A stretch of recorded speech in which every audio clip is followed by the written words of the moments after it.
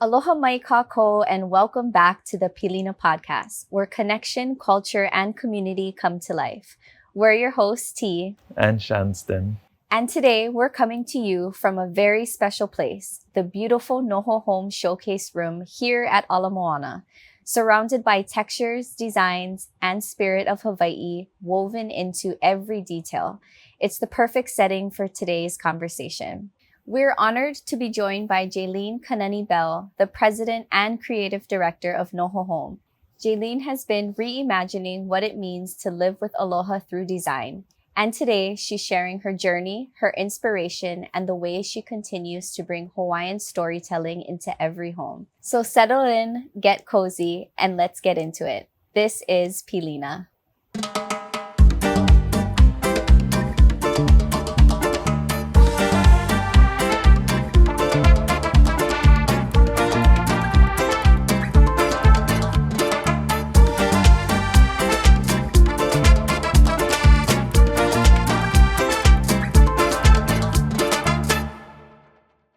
Mm-hmm.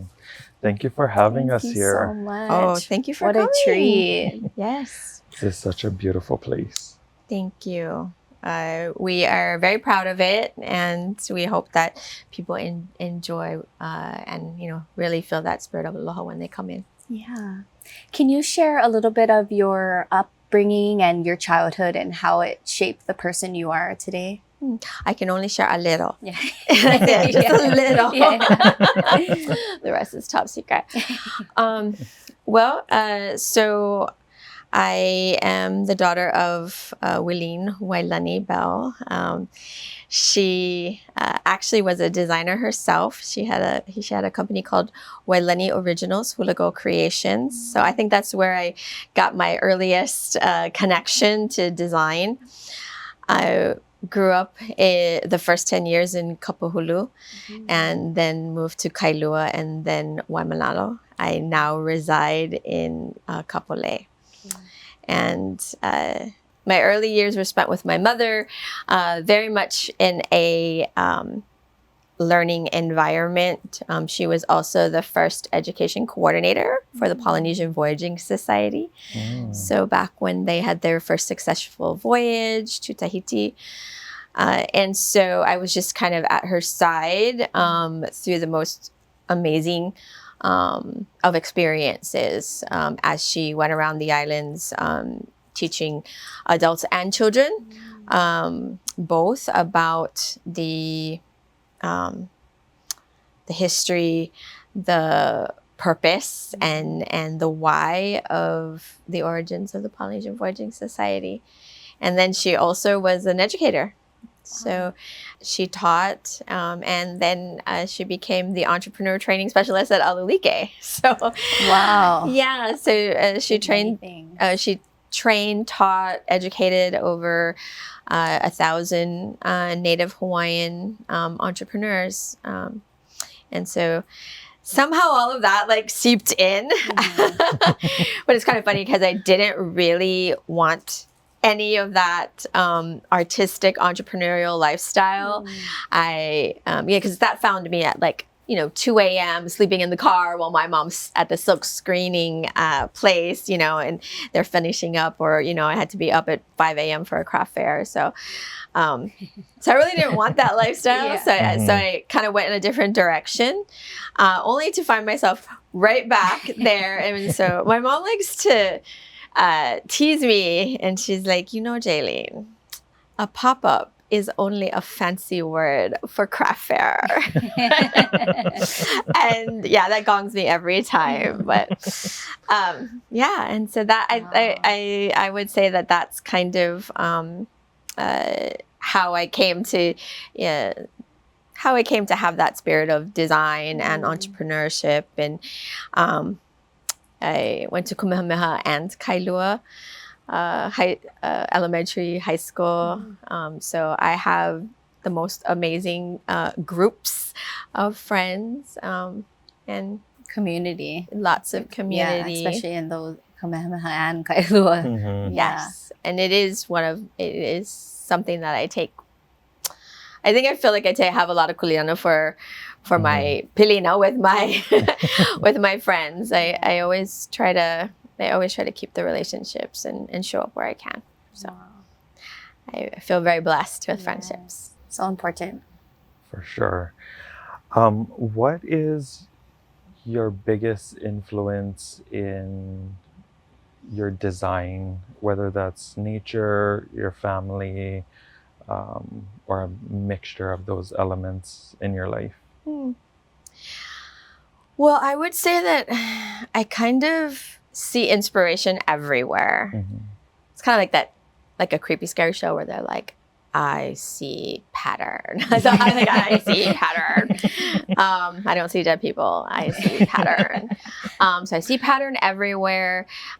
And then, thinking about the storytelling of what it is that I have found some inspiration with, and how that relates to me, and then I come up with this really, really big story in my head, and it's just this big, beautiful story, and then I have to make it into like an itty bitty teeny little pattern.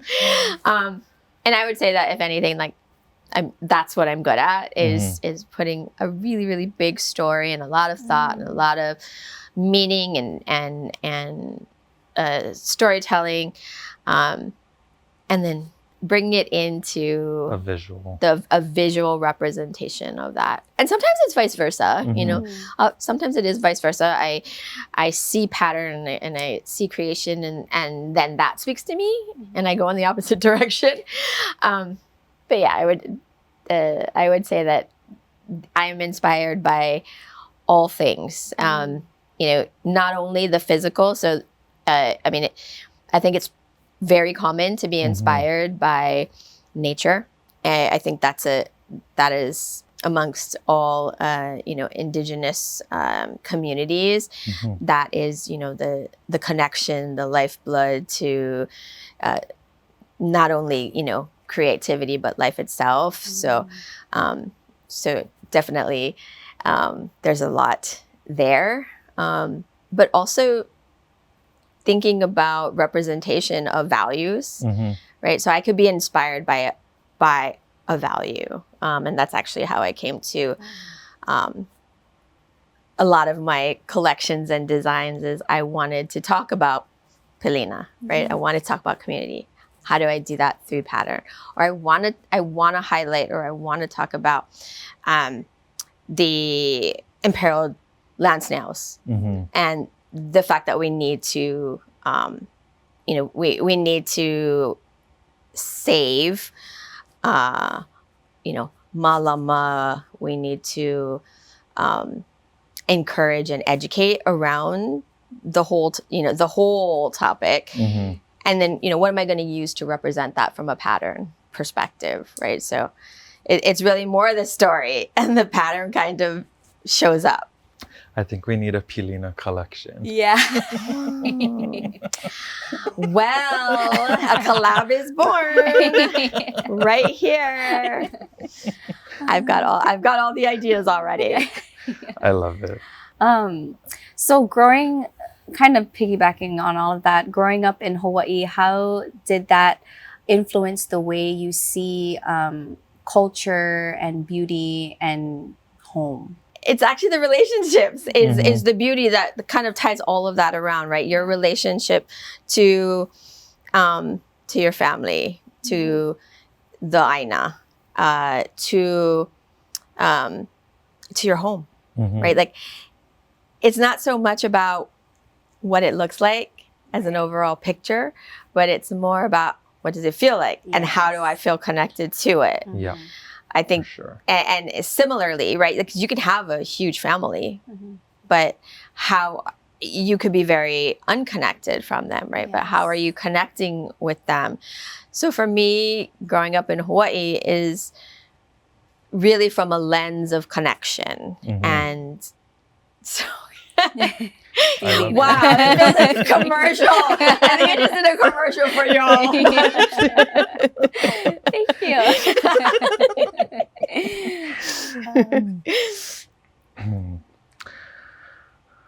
Okay, wait, stop. I want to tell you. So I want to dig in more. about home because it's a thing, right? Like, I mean, that is our thing. And so like, just to even elaborate more, right? Like for me, growing up in Hawaii, home was actually not four walls. I say this a lot. So home was where I felt safe and nurtured and, fed. Right? So home was often like friends' homes where, I knew that at 5 o'clock someone was making, dinner and I could just roll up and sit at the counter and have a great conversation and have dinner. Yeah. It's also like canoe paddling, and all of the friends and we paddle for an hour, but we're at the park like for 6. Right. And having that feeling of ohana and family, that feels like home. Yeah. And so wanting to take that and put it into some kind of physicality, some visual representation, some tactile representation in my home is pretty much all I ever try to do. Just try to take all those experiences and those connections and put them in some kind of way that I can remember them in my home and I can think about it often so that it brings joy. Because I can't stay at the middle park. I can't stay at Middle Park anymore for 6 hours. I'd probably get arrested.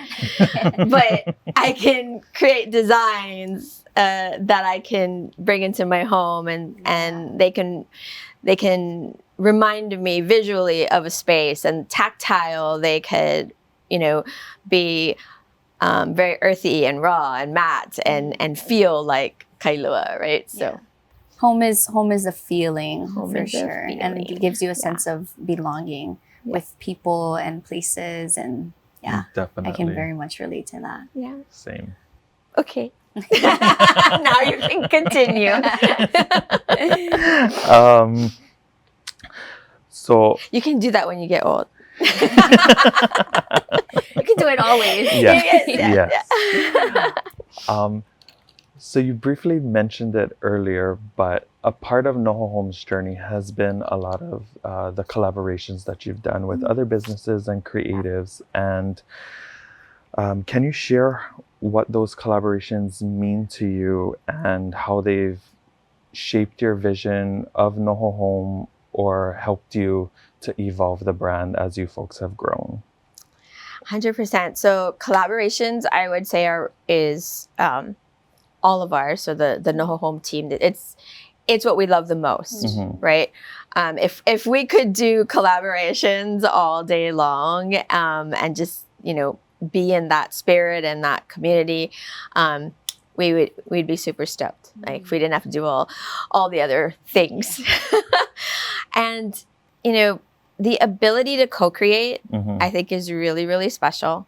And we find like a fit, right? So people have stories they want to tell and we help them to tell it, or vice versa. We have stories we want to tell that would highlight or illuminate a story or an event or a purpose for our co-collaborators.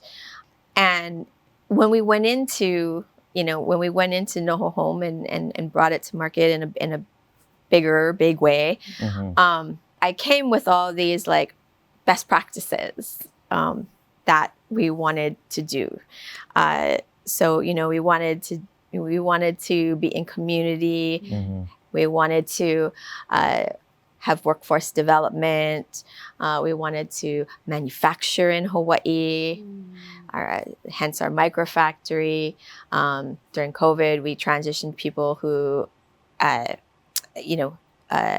whose job no longer existed, and we transitioned them through workforce development efforts, and we still have some of those people with us today. So all of these best practices and that collaboration is actually something very new. I always say I'm inspired by the younger generation because they're so open and they're all about the collabs where, I would say old school was you hold it tight. You're like very much gatekeeper. Yes. You don't really share. You don't want anyone to know your secrets.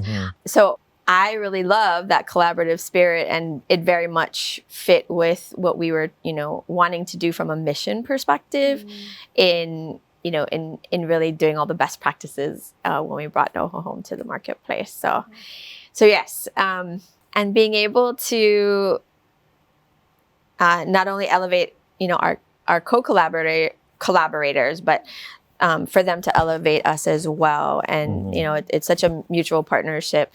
We think that we have received so much goodwill and also consumer awareness around a lot of our collaborations. So we're very grateful to our collaborators for that, because, their audience and their goodwill, then we can, we partner and we receive some of that. So yeah, it's amazing. What were some of the first collaborations that you started with? Well, I would say the first big one was Bishop Museum. It was actually during pandemic. I filmed, with a mask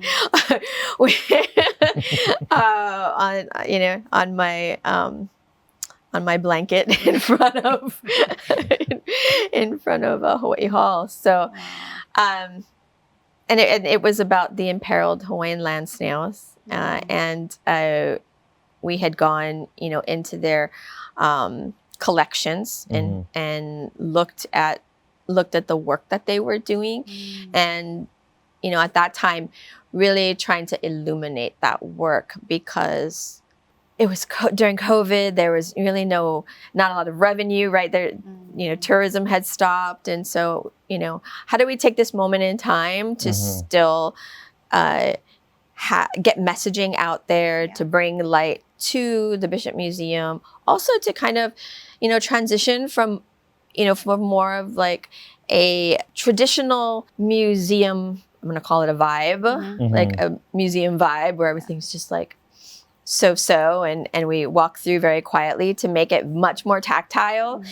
And then to be able to like bring that into the home and start conversations. And it went so well. First off, people really were, in a moment in time to support. Also, people were now like in their homes and wanting to create connection in their homes. And so this was wonderful. Extending that out through time, like being able to bring more and more attention to the work that the museum was doing in this space. And we've continued to collaborate with the museum and in different spaces in fundraising. And so we were very blessed to have that opportunity. Was there a defining moment through design and creativity that turned it from passion to purpose? I usually don't think of my work as being purpose. Definitely a passion. But when I think about purpose, and so I'm gonna have to kind of like reframe that in my mind. But when I think about purpose, for me, my purpose, I am here to nurture my family, both below me and above me, and create connection with them, and then friends and family. And that's really how I feel my purpose is. I've never really felt any of the work that I've ever done was like my purpose. That said, I think the defining moment in how purposeful my work could be was in fact collaboration with Bishop Museum, collaboration with Iolani Palace, collaboration with Hawaiian Airlines, and kind of being able in all these moments to be able to bring light to a certain event, a certain story, and create this amount of value that was kind of relational, right? Like we're creating more than there was that existed before, right? And now there's something there where there was nothing. So I feel that's super purposeful.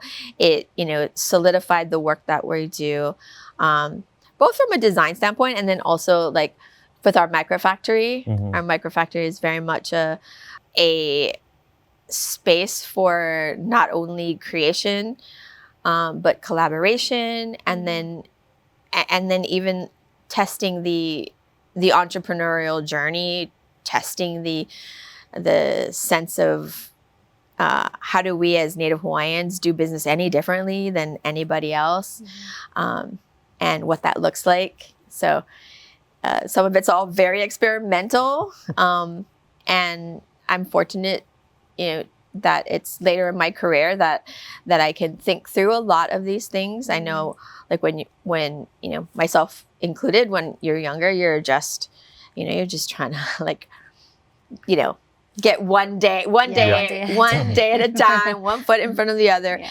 Not to say that doesn't happen now. We have different problems and different issues to hurdle over, but I had many years to think about all that. Think about all the things I wanted to do. Yeah. No, for sure. I love collaboration. I think it's a lot of time we go into it with intention, that I'm bringing one thing, you're bringing another, and together we're going to create something beautiful. Yeah. Yeah. And especially being Hawaii, we're very community connections. Yes. And to me, that's the shining light in the whole collaborative experience. I agree. Noho Home has grown into such a recognizable and respected brand. What were some of the biggest challenges you may have faced while building the brand, or through all of your experiences? So I would say that in order to kind of answer that question, I have to go back, because I think the biggest thing was to create demand for it. Mm-hmm. And so going from Noho Home, going back to Jalene Kanani Inc., to go back to the work that I was doing in FF&E, which is furniture, fixture, equipment, working with architects, interior designers to specify products for commercial applications like the hotels. And when I first started, there really wasn't a demand for authenticity. There was demand for something that looked tropical. So, I was being asked for bamboo lattice, fleur-de-lis, a lot of things that were very Bali inspired. And most of that is just because the designers most of the designers in textiles and furnishings work for the manufacturers. And the manufacturers are overseas. So the designers are either overseas or they're working out of like New York. And they just didn't have any context. So, we'd ask them for something that, spoke to us here in Hawaii, and they would send us, boxwood roses or pink flamingos or a fluorescent monstera. And so out of that, I decided to start designing things that actually create a connection. And so creating the demand, that was the hardest hurdle. And I can't do that, myself. That had to be like a wave, like a movement, right? And so, but I do think that over time, the movement to have more authenticity, to know who the, designers are, to maybe be a little bit more niche in how they look at place, and that had a tipping point where I think people were ready to maybe. The key is, are people ready to pay more for this? Because all of that is typically more expensive. And back in the day, they were not willing to pay more. I think we have a moment in time where there are consumers who really are interested, and if they are getting quality and they are getting substance, then they are supporting the work that we do. Yeah, and I think that that's like super important, because I feel like the pandemic was such a shining moment that created like a looking glass at like how we're living, how we're shopping, where our money is going. And so supporting, you know, companies like yours, where the design is rooted in a story, and it's not just something someone came up with, but it was inspired by something, to me is so great. And that's what we need to be doing, is being more intentional with the spend, but also like following where that money is going and who it's supporting. And so I love that everything has a story, and it's all intentional. And from a consumer standpoint, you can really see the evolving from COVID to now with not only home design, but like clothing and crafts, like everything. And it's beautiful to see just more community showing up for one another. So as the president and co-director, how do you balance artistry and business leadership? It's on the tip of my tongue, and I probably shouldn't say it, but I'm not well. I don't know. That's how I feel on the inside, day by day. I don't know that there's a balance. I'm happily unbalanced, really. So actually, I've just kind of gone through this moment in time where we had this realization that I don't ever talk about me being the artist, and I am the artist in just about everything. You know, every design is I am the artist, except for some of our collaborations, like Auntie Melvin Lee. She does pencil her own work.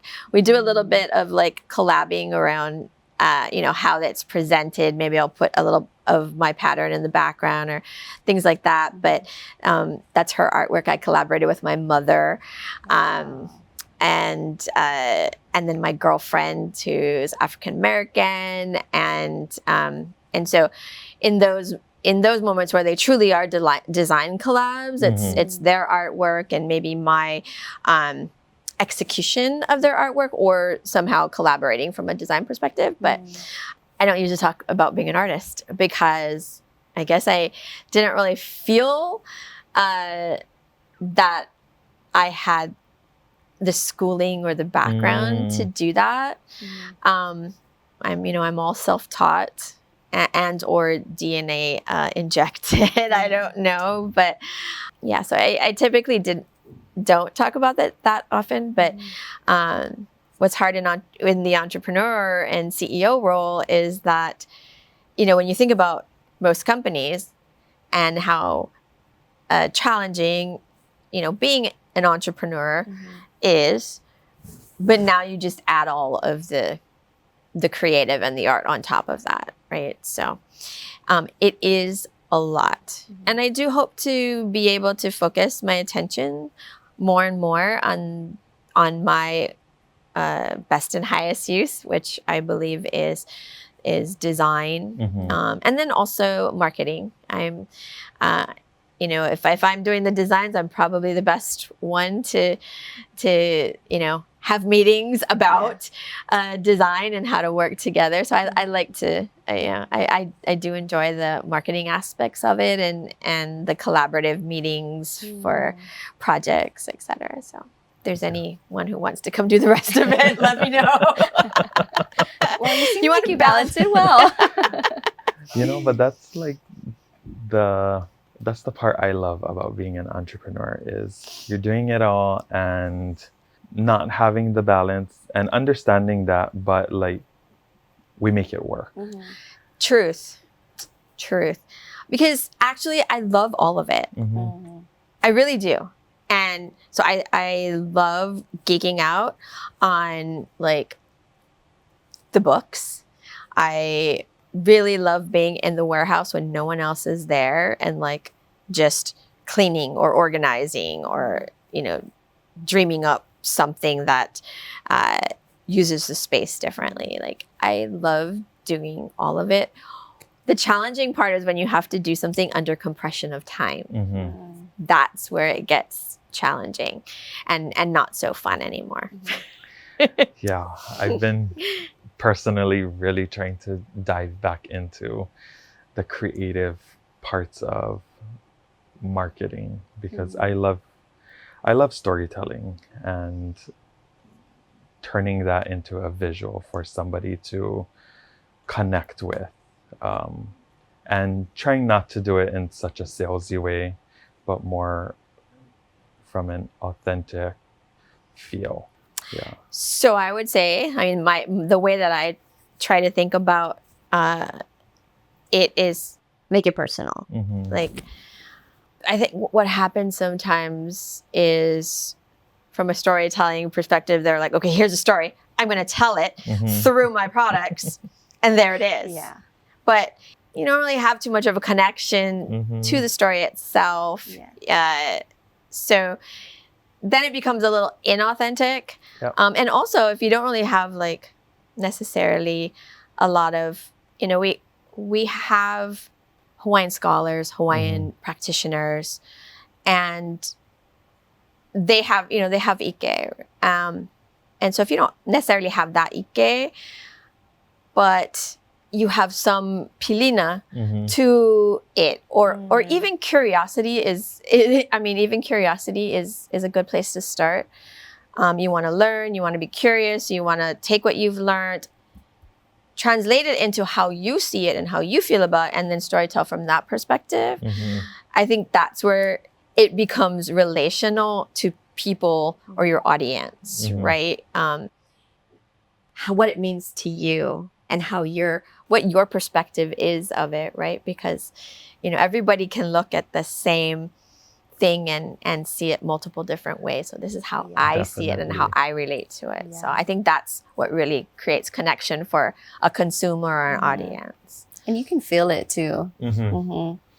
Yeah. What have you learned about entrepreneurship and like running a business in Hawaii, and what's maybe one thing you wish you knew at the start, and maybe a piece of advice that you'd give to someone who's thinking about taking the leap into entrepreneurship?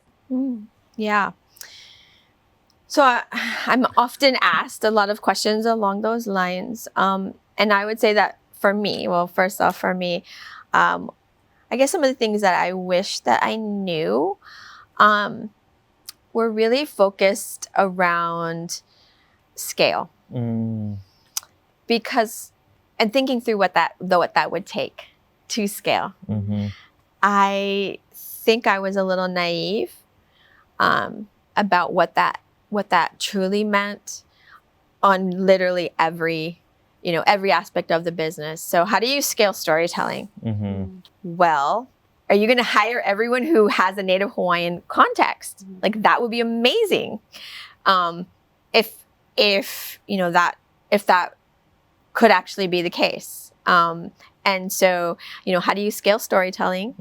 How do you scale normalizing Olelo Hawaii? Again, you have to have people who have a context to this, right? So if you're going to go over to the continent and try to do business there, right? You can't, it's really difficult to mechanize things, right? So companies that scale mechanize and they systemize. It's very counterintuitive to mechanize and systemize, our relational work, right? When it's so relational.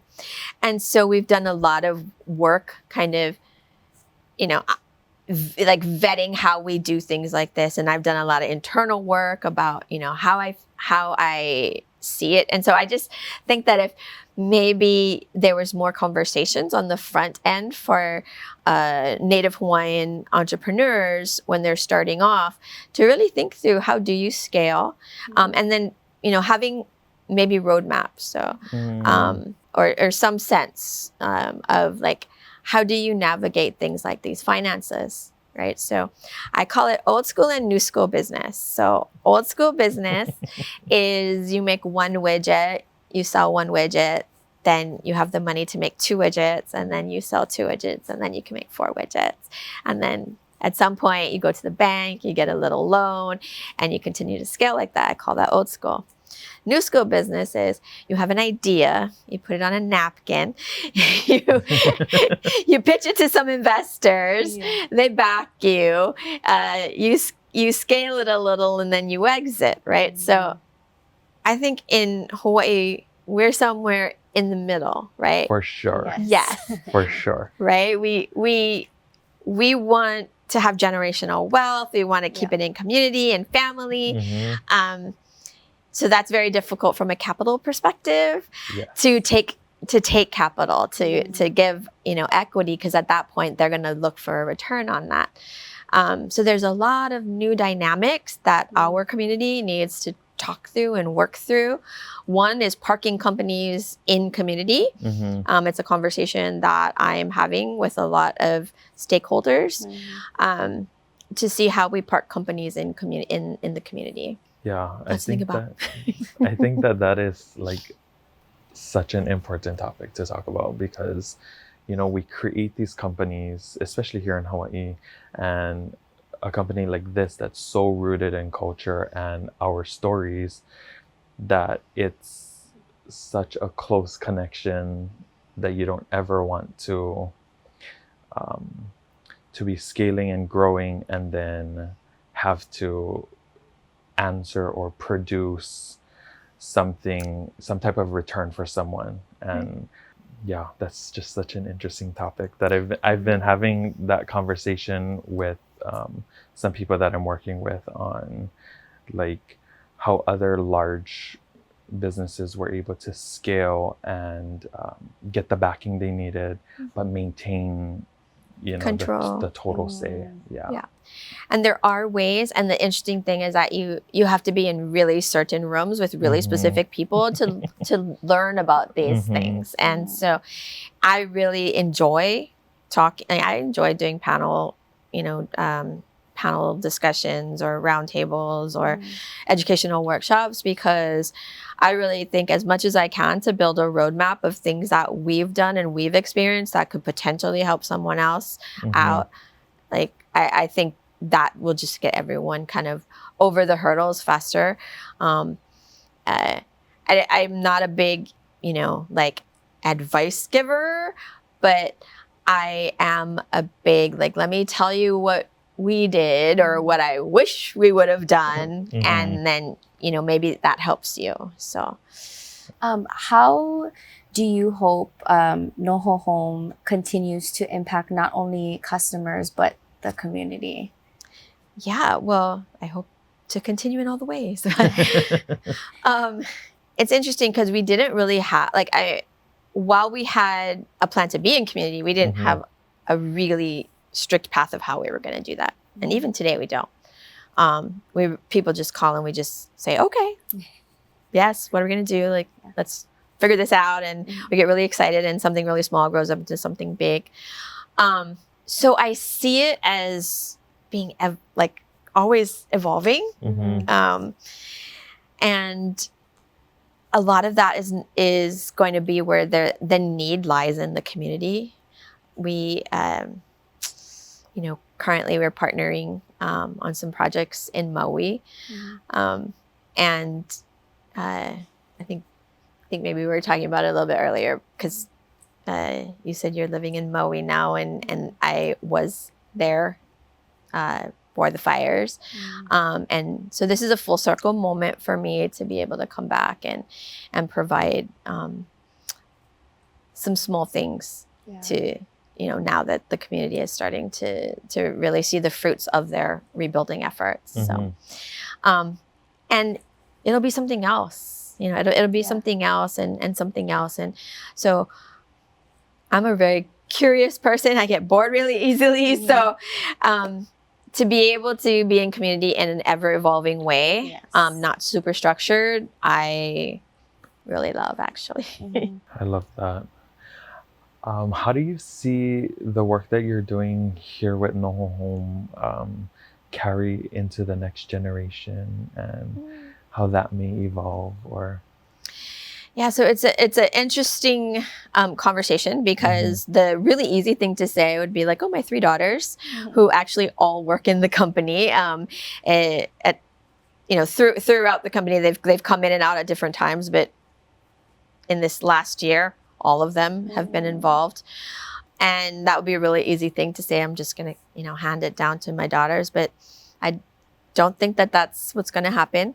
I probably shouldn't say that, because it's not nothing is in stone, but I do feel like, there's an opportunity for, creative expansion and work on the business, yes. And hopefully an economic engine, that somehow we can keep in community.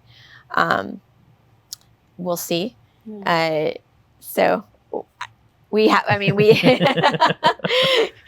we'll see how that goes. We have an investor, and we're very fortunate that it's a patient, indigenous, venture capital firm, that called Patient Money. But Patient Money still has to have a return at the end of the day. Yes. So, hopefully we'll be able to achieve all our milestones and continue to thrive, and continue to perpetuate, economic engine in community. I love that. There's a lot of conversations that have to happen before there's even a mechanism for that. Yeah. But that's what I'm here for, is just to have those conversations and to see how we can innovate the lahui, to be able to do these things. And because there's a lot of people coming up, Made in Hawaii had, I think it was 700 vendors. Yeah. So, there's a whole community coming up, and, there are only 1 million people in Hawaii. And so everyone, if they're going to continue to thrive, they're going to need to grow and expand and look for larger audiences, which means stretching themselves and growing their businesses. And they're all going to need to figure out what that looks like for them, and then how they stay in community in Hawaii if they want to. We have to have mechanisms for that. Yeah, because at the end of the day, we work hard to create something meaningful, and we hope that it continues to live on past our physical presence. Yes. And yeah, I love that. I don't think about that at all. At all. I don't think about my legacy at all. It's really interesting, because now, as you were saying it, and now I realize what the question was, is like, what's going to be your legacy? I'm like, I don't know. I just know that I'm getting on a flight tomorrow, and then I got to pick up my grandson here, and then the store shift schedule needs to be changed. That is, I have not thought out from a legacy perspective. Just that someone would write on my headstone that I was a good mom and a good friend. I know you said you don't give advice, but what can you maybe share with Native Hawaiian entrepreneurs or creatives who want to share their culture through business? Yeah. So I get a question, not this question, but I get a question most often from Native Hawaiians, which is, how do we come into the Hawaiian community and entrepreneurship and stay true to our roots and true to ourselves? I'm like, dude, that is a loaded question. You're like, I don't know. That is up to you. Like, no. So my advice is to really sit with yourself, like often, daily, and whether it's in, quiet time, meditation, prayer, whatever it is that you do, like to sit with situations, to sit with, kind of the thought about your business, where you want it to go, and then feel how it feels inside. And if it feels a little off, you know, if your now feels a little bit off, then, you know, continue to ask yourself questions. And, you know, well, is this the right thing? Should I be doing it? I'll just give you a really hard example of that. I got a request the other day and it doesn't feel right. And while it would bring us revenue, I'm going to turn it down because it's not right. From my perspective, it is 100% right for somebody else. It's just not right for me. And so, you know, you just have to go through that process, and it's going to be different for everyone. And once you get over that hurdle, well, the other thing too is like having enough, I guess, autonomy to say, okay, I'm okay. I am okay with this, and I am going to do this, and this is how I am going to show up. Having enough autonomy to say that for yourself, and to be able to be in work in that space. So, you know, the advice would be to, you know, to figure that out. And it's going to be like on a daily basis. And then beyond that, I mean, that's like the number one thing that people ask me. And I'm like, I do not have your answer, but I can at least give you a context from which to frame it. Is just, you know, how do I fund it? How do I scale it? And then there's lots of answers around that. And I really get excited about telling people what I've learned. So I feel like I've gotten an MBA over the last couple of years. And so whatever I learn, I love to turn around, regurgitate, and just like tell people like, okay, well, you can try this, and you can go there, and you can learn this, and da-da-da-da-da. Yeah. I'm a firm believer in that, that experience is the ultimate degree. Yes. Because, you know, you can learn things from a textbook or from a teacher and not know anything. But if you got the experience, that's sort of the trial run. You've been through it, you learn from it. And everything is a lesson, not failure. Yes. Yeah. That's another thing that I constantly... It's only failure if you didn't learn a lesson. Yes. So if you didn't learn a lesson... Wow. That speaks volumes currently. If you didn't learn the lesson, then maybe that was a failure. But if you learned something from it that you can then apply, then 100% not a failure. It is learning. Firm believer in that. Well, if you could describe Noho Home in 3 words, and 3 words that represent its heart and soul, what would those be? Connection, community. I want another C word. Connection, community, and just rooted in aloha. That's what Pilina is. Collaboration. Literally. Oh, I love that. That's perfect. I mean, even just sitting here, I feel all that 3. We actually really wanted to want to activate this space in that way, right? We're always thinking about how can we activate this space? And, you know, Noia always does such a good job of bringing, you know, different activities in. And so we have some things planned kind of, you know, just to kind of bring people in, and we really just want them to come in, and, you know, who else has 3 sofas and 2 beds? Make yourself at home. Experience. Yes. So we do have plans to activate this space as much as we can, and bring people in, you know, have them feel comfortable here, feel like it's their home. I love that. Well, it's time for our favorite part of of our time together. I thought you were going to say it's Pow. Because it's what's the scoop. So it's rapid fire. Whatever comes to mind is the right answer. Okay. And you're going to kick us off. What's one fashion or home decor trend you secretly can't stand? Ooh. Ooh. Oh, I'm gonna get myself into so much trouble. If there's a few. Well, for fashion, when you're doing a fashion show, you should have a nude heel. Mm, I mean, unless the fashion is actually the shoe, just a nude heel. yeah. Like clunky black heels with platforms, I don't think show the clothing off. But yeah, I'm gonna keep that in mind. a Honestly, simple we love nude it. heel. Yeah. What about something in the home? Something in the home. What's a Words. big no-no? Oh. Words. Mm-hmm. Like the ones on the canvas. Yeah.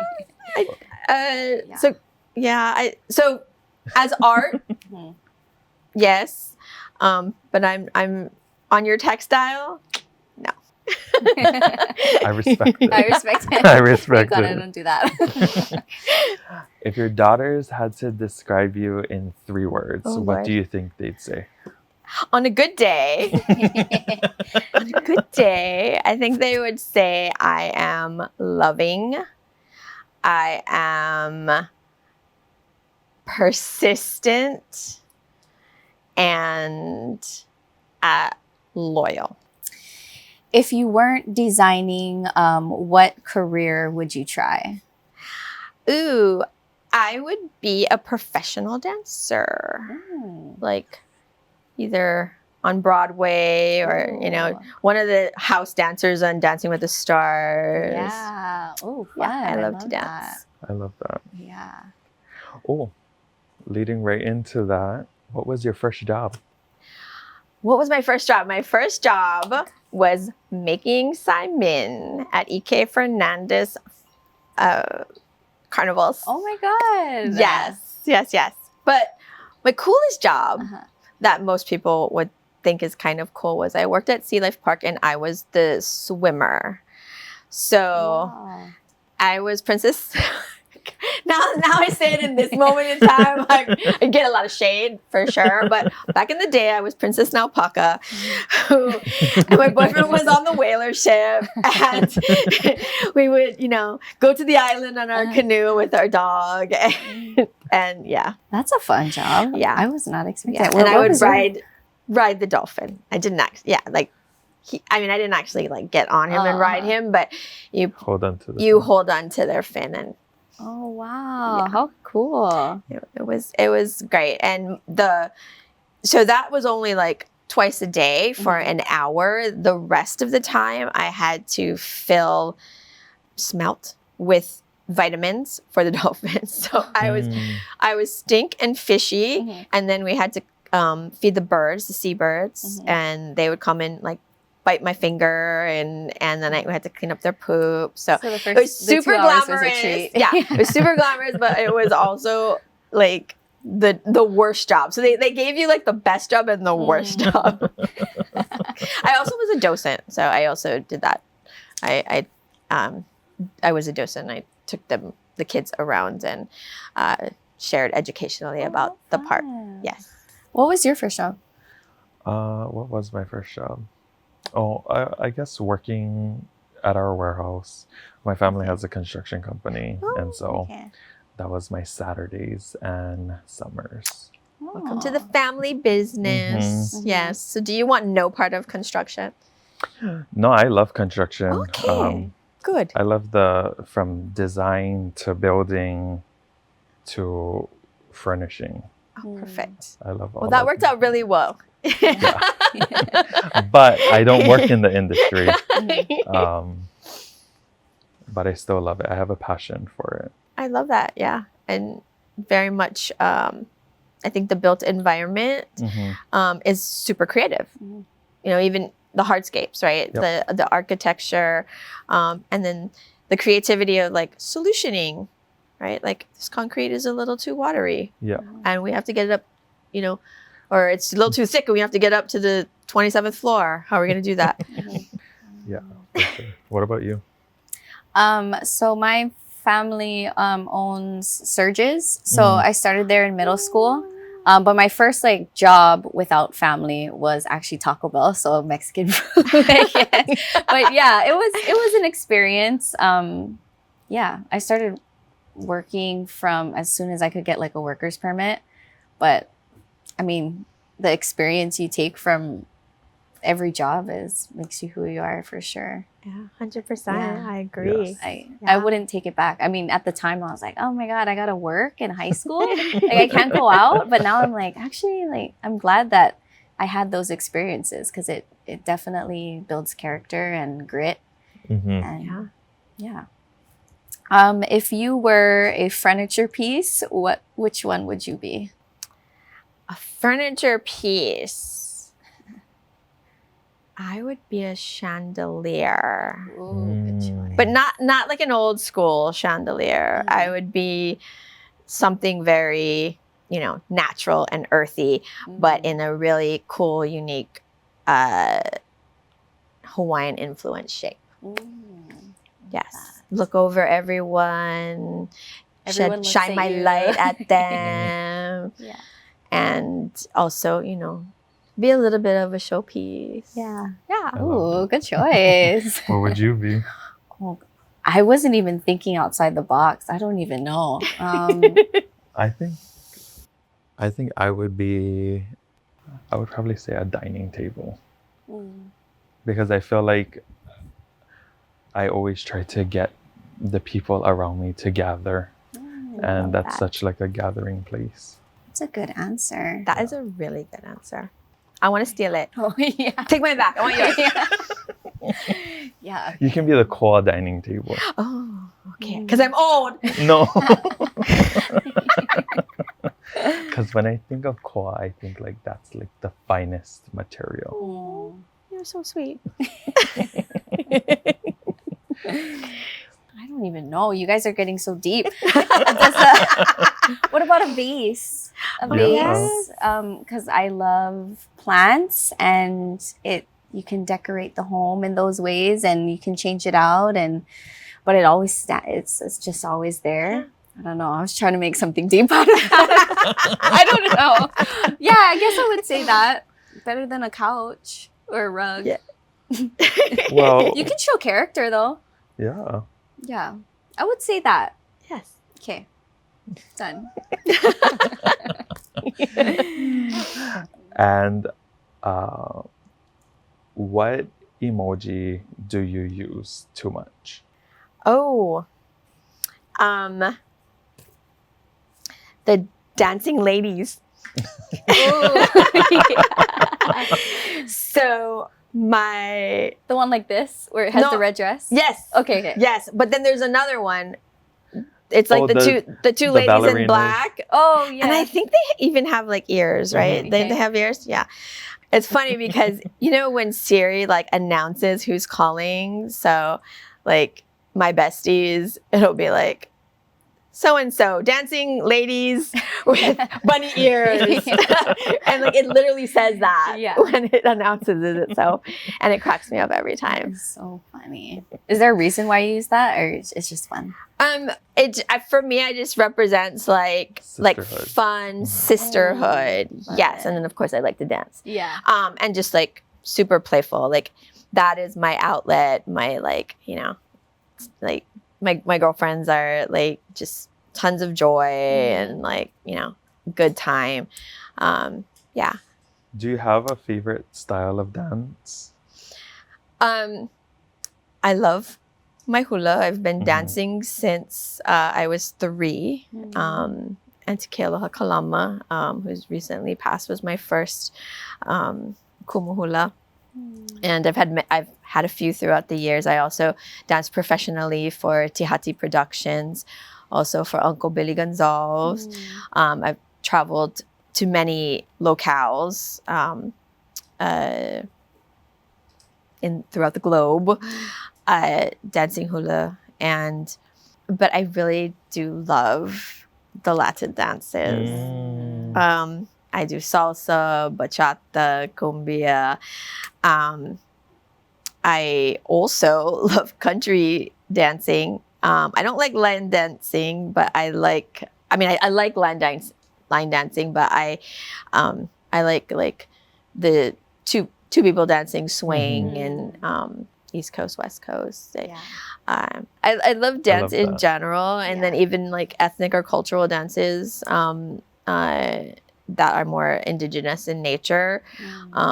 I do like as well. Fun. I miss dancing. Yeah, I do too. I'm one of those people that when I hear the music, my hands just start going, and then I know like make, right? Like, put your hands down. Not to mention you don't want to get called up, right? Like, I'm like, oh, no, put your hands down. You start doing this and they think you want to come up and dance for everyone. And I'm like, okay, no. Don't look at them. Don't look at them. Don't look at them. But when you do get called up, you have to go. Well, as we bring our time together to a close, we always ask our guests this one shining question that really highlights sort of the purpose behind Pilina, and that's what legacy of aloha do you hope to leave?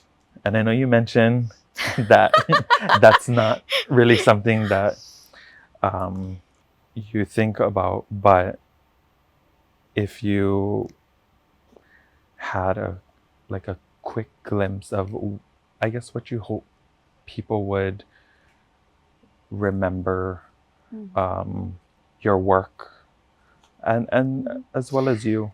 So in that moment in which you said it, I realized that, we actually, I did create the Legacy of Aloha collection, which is to highlight island treasures so that they would have a legacy that they could share their talents and that, it would create not only design and even further their legacy, but also an economic engine.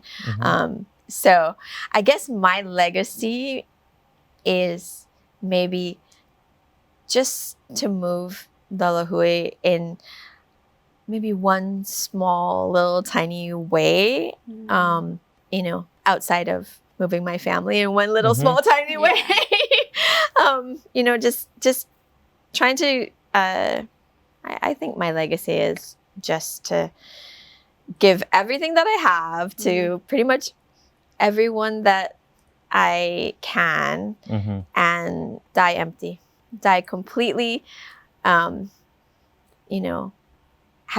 given away everything that I possibly could. And then however that roots in people, place, culture, community, however that roots is how it's going to root. But I think that would be my legacy. I love that. Now I'm going to go cry. It's rooted in community. I'm like, oh my God. I'm going to have a mental health day today. Spa day, yes. To fill up my insides. Yes. Before I deplete it all. So before we wrap up, can you share what's on the horizon for you and Noho Home? Are there any new project or launches that we should be looking out for that you maybe could share? Oh my gosh. Well, we've got a lot of collabs coming up. And honestly, I'm not sure which ones I can talk about or which ones I can't off the top of my head. But we have a really cool collab that's been in the works for a year and a half. Will be launched through the Black Friday, events weekend. And we are partnering with, I think it's okay to say we're partnering with Goodwill on a fun collab. We're launching our matelassé coverlets, and since most people in Hawaii, I don't really ever say the word matelassé, they more kind of talk about quilts. I would say it's likened to a quilt. So we're now launching that. You'll see that throughout the holidays, and we're doing, I think, 3 collabs where we're staging really different and unique properties for the holidays. And you're going to see lots of great pictures. And right now we're currently about to launch a collab with Hyatt Hotels Summer Club and Aloha collection. It's not a product collab, but it's a collab that we're highlighting an endless summer for the Hyatt Hotels. That's amazing. What is your favorite print? No. They're all your favorite. I cannot do that. I can speak to a few of them and just, tell you what I love, that makes that one more special maybe than another one, or how it's special to me. So or what's your first print? Our first is our Niho medallion expressed on the maluhia bed. So this up here in the right, top right corner, that is our Niho medallion. And it was our first bed, and it was just so well received. We basically launched it at Mary Monarch in 2019. And so that has a very, very special place in my heart. So this is our pe'a, but this is a very different version of how we usually share it. I would say that is one of our foundational, and our kua. So the background of this rug over here, in the background, it's our kua pattern. Kua kind of meaning like support or back, or like a post in a home. That expression of what that felt like, but then showing it visually in maybe the methodology of like ohe kapala, but the visual kind of looks like the foundations of old homes where you'd have the terraced garden, where you would have your plantings. So anyway, lots of layers and lots of meaning to a little tiny design, but that kua, kind of like the kauna to that is, the support, right? And supporting community, supporting home and family and ohana. And so we always try to put that in the background of other patterns, which I know like that might sound silly, but that's how I feel about it. Like, it's a very foundational piece. So I always like to put it in the background of other patterns, and then foundational also in that it was one of our first patterns that we launched within Noho Home. It's actually a legacy pattern that I designed many, many years ago. But it was one of the first things that we brought out under Noho Home, the brand. I'm inspired. I love it. I love art. I love textiles, home. Being intentional with your home too, and not just filling it. And everything has a story. Yes. So I always say that there's my mana'o and my ike that I have put into the design.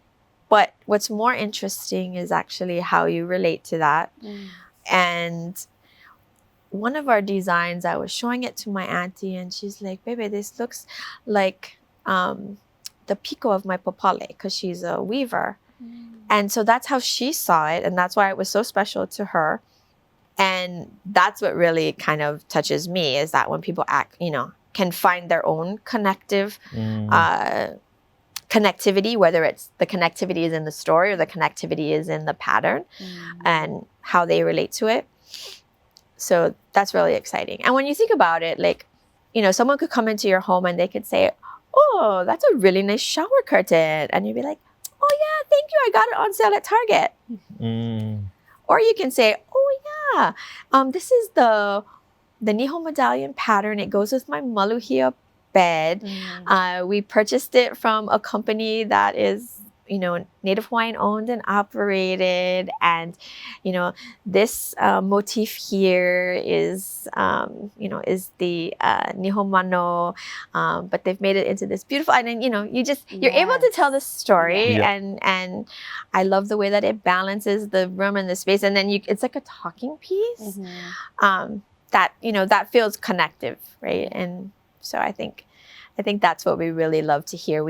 Our reviews that we get from people, both that are, rooted here, or, kama'aina who are away, or even repeat visitors. Like the things that they say about the connectivity and how they feel, they feel in their home that they can connect, right, to their ohana, even though they're so far away. Or people who visit often, that it sustains them through times that they're not here, and so that all seems very precious to us as we look at how we do what we do. What's the next thing that we're going to do that kind of can speak to what people are looking for in connection in Pilina. I love it. I'm going to lounge here for the rest of the day. Well, I need a nap. Because as you know, I flew in at like 5 a.m. this morning. Thank you. Thank you so much for having here. us. Yes. Such My a pleasure. treat and an honor. Thank you.